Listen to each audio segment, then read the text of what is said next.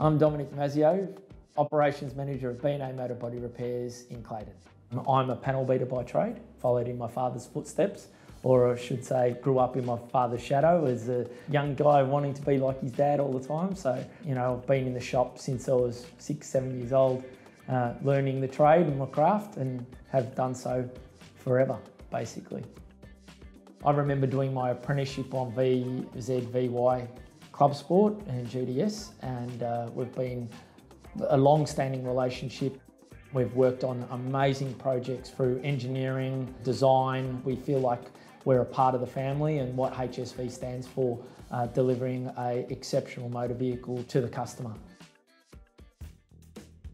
There's a lot of history on any car that's been out on the road for the kilometres that the VY came in with.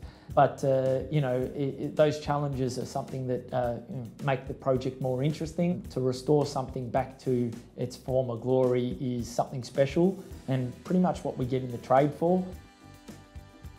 It came in as a barn find. It wasn't the cleanest of vehicles, but obviously with the correct processes and techniques and being able to access genuine parts or your body kits that is required, it makes the project a lot smoother when parts are available. So thank you HSV for having those parts on the shelf for us.